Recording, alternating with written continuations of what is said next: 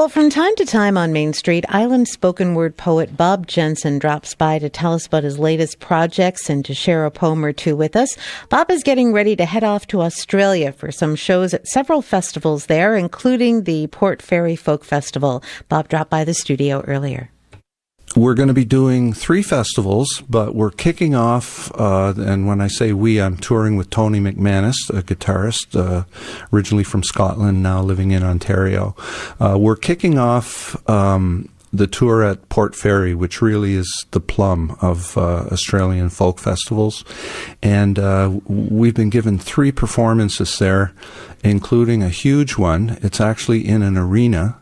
So if you had told me, a year ago, I'd be performing my poetry in an arena, I would have asked you what you're smoking. Wow. So that's going to be another Voices show. So we have 5 special guests who will be interpreting my music and poetry. One of them is Shane Howard, who's really a huge name in Australia. He's sort of like a Bruce Coburn down there. We also have the East Pointers from here, who are going to be doing one of my songs, and Hubert Francis, a Mi'kmaq artist from New Brunswick. We have Paul Kelly, an Australian Aboriginal didgeridoo player. So it's going to be a very exciting show. It's 75 minutes long. It's one of a handful of featured shows at Port Fairy. So that's an exciting one, and I'm going to videotape it and eventually get it up on YouTube. So I'm excited about the whole tour, but that show in particular, it's going to be very cool. An arena. I'm wondering, because they say that poetry and really intimate music is better in a smaller venue. So there's certain challenges with an arena crowd. I know. The thought of standing up in front of thousands of people and entertaining them with my words, for 75 minutes can feel a little bit daunting. But, most of what I do is accompanied by music and soundscapes and stuff. So it's not like I'm going to be standing up there, for an hour just reading my poetry. Hopefully the whole thing works, and I've also found out recently that at least 2 of our concerts are now completely sold out. So it's really exciting. It's looking very good. I have to give credit to Tony because we're touring as a duo, and Tony's well known down there. So I'm sure most of the tickets that have been sold for those shows were sold for Tony and not for me. But we'll be splitting the concerts half and half. Half my spoken word poetry and half his music, which is absolutely beautiful. It's very exciting. I'm looking forward to playing to some really nice venues. We're going to some beautiful areas. One of the presenters is going to take us to an animal sanctuary. We're playing the Magda Arts Festival in Brisbane. We're playing the Yakandanda Folk Festival. We're doing shows in Melbourne, Brisbane, Sydney, some smaller centers as well. It looks like we probably have lost 2 shows to the fires, because 2 of the places where we were supposed to be playing, one, there's a little town, a little village called Cobargo, and apparently 50% of the town was razed. So, and of course, thinking about this trip over the past few months, it's been tempered by the absolute horror of those fires. I couldn't watch the news. I couldn't look at the images, So apparently we may be doing a benefit for one of those towns. I'm still waiting for a bit of information from the agent in Australia, but we'll be all over the place. It's going to be a real road trip. Well, in advance of the tour, you have re-released a poem called Tampa, and there's quite a story behind this one, Bob. Yeah, Tampa originally appeared on Prayer to Morning, and I decided I wanted to release it as a single, but to do a radio remix.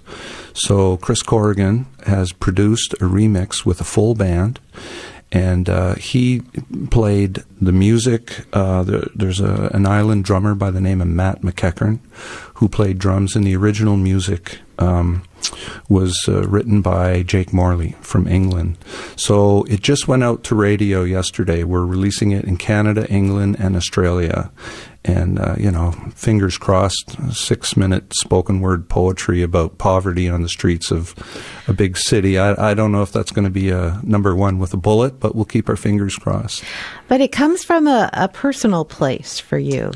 Yeah, it does. When I was a kid, I read Woody Guthrie's autobiography, and I thought, boy, that's what I want to do. I want to travel and play music and work odd jobs. I thought that was the coolest thing that you could do with your life. And so between grades 11 and 12, I did my first big trip. I was 17 years old, and I hitchhiked from northern New Brunswick to Vancouver Island and back. And that really gave me a taste for it. So after I graduated, I went on the road for 3 or 4 years, traveling rough, backpacking, working odd jobs. And, I hitchhiked from Alaska down to Juarez, Mexico, and into the deep south. I did a lot of busking in cities like San Francisco and New York and St. Louis and all over Canada.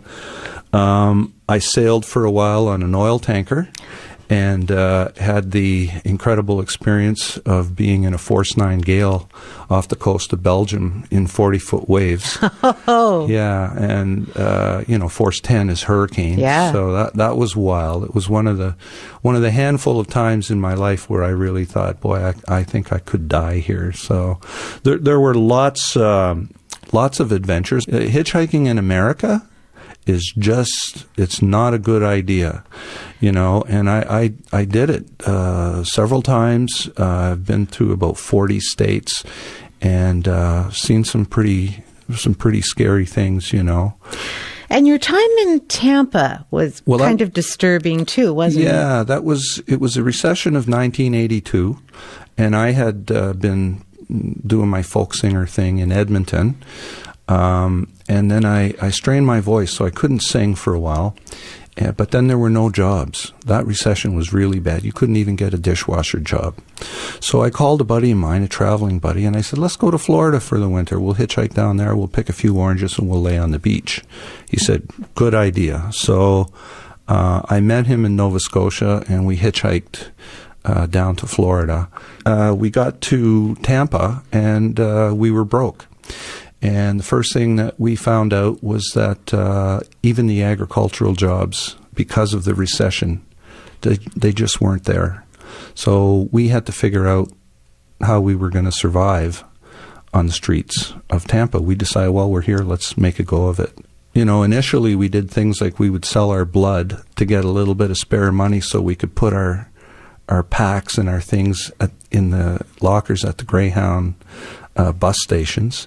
And then we started, trying to find jobs, and they were very scarce. We had one job that was just brutal. We had to clean out the belly of an oil tanker with buckets and brushes. We did whatever it was that we had to survive. Tampa was nothing like any Canadian city I had been in. It was very rough. There were street gangs. It was a violent place, but on the other hand, it was almost like a holy place because there's such a deeply ingrained Christian culture there that even the street people, the hobos, they'd have nothing but the clothes on their backs, but they'd have a little Bible. And I, on the one hand, what I saw was profanity, and on the other hand, what I saw was incredible kindness, charity, and some really wonderful people. Every day you'd see people on the street who you'd seen the previous day, and sometimes they'd be beaten black and blue. And then for a time, there were street gangs, just kids going around, and they were looking for hobos, homeless people sleeping under bridges. And at that time, there were thousands and thousands of people like you and me, just, teachers and carpenters, people who had had good jobs all of their lives. Suddenly, with the recession, they had lost everything, and they were, sleeping rough.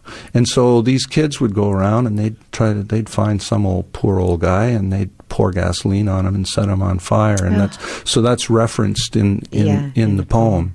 Yeah, and so but we met some really incredible preachers down there. There was one fellow that had a little church, and he ministered to, the prostitutes and the street people and the drug addicts. And he had a soup kitchen and this tiny little church on the wrong side of the track, so to speak. It was an incredible mix of violence and the sacred.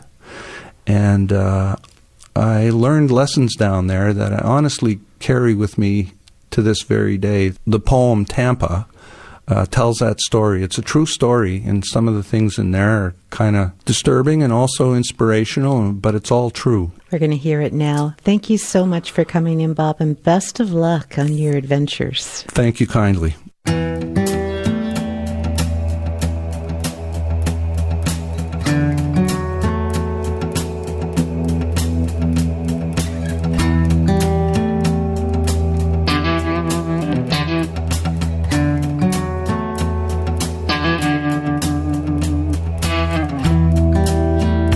What drew me to the holy streets of Tampa, where perdition and salvation walked together and shared the darkened corners where the wayward lay their heads when Saul reposes? Was it winter or recession that brought the great migration, providence or desperation that pulled us to your heart? Such cruelty I had not yet imagined.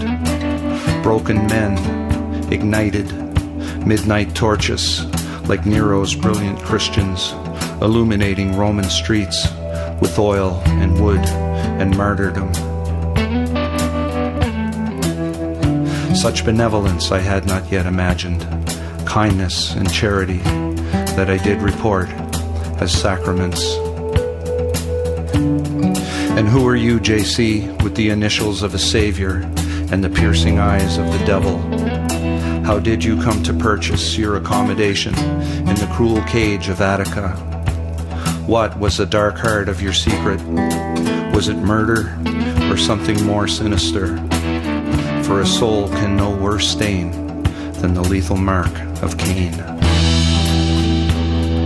We did not steal, but we ate the food you'd stolen.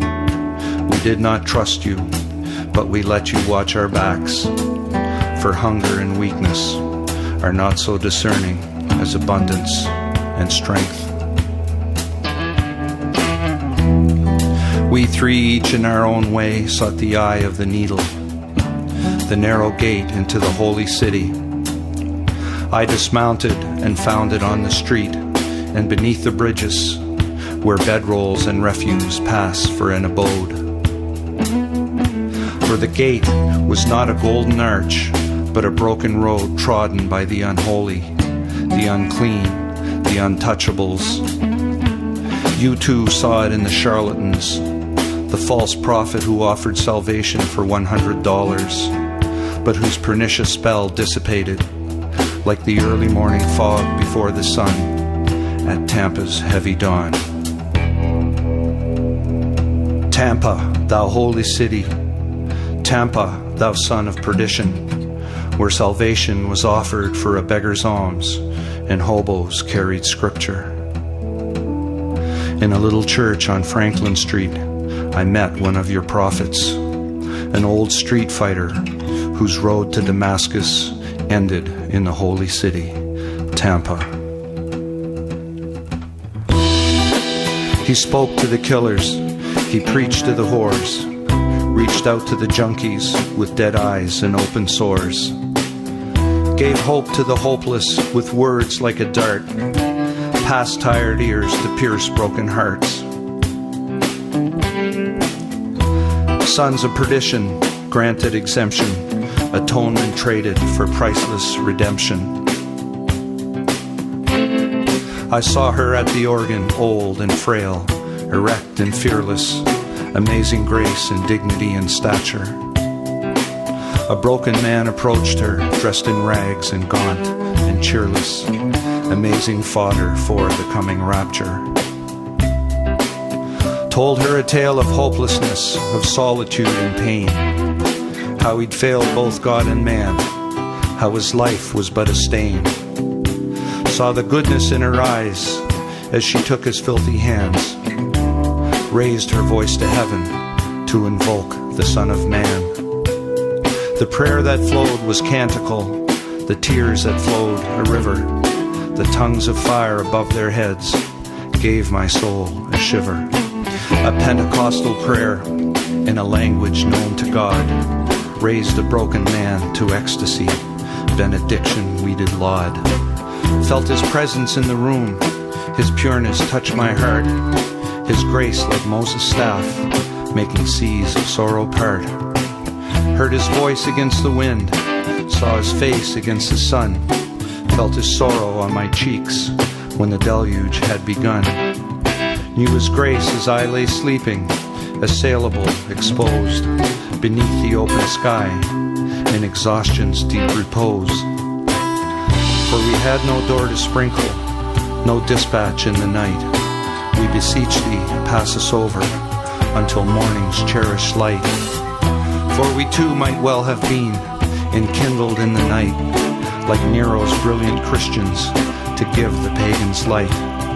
If thou wouldst seek the holy city, seek thee not a gate of gold, for the secret of the portal has 2,000 years been told. It is a rough-hewn highway the unholy seek to tread. We must count ourselves among them, see that they are loved and fed.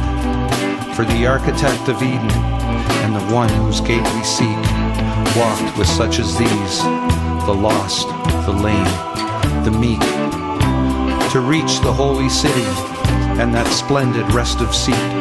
Walk thee not only among them, but anoint their blistered feet. Gather thee the stragglers from Medusa's drifting raft, that when he sees thee coming, he might kill the fatted calf.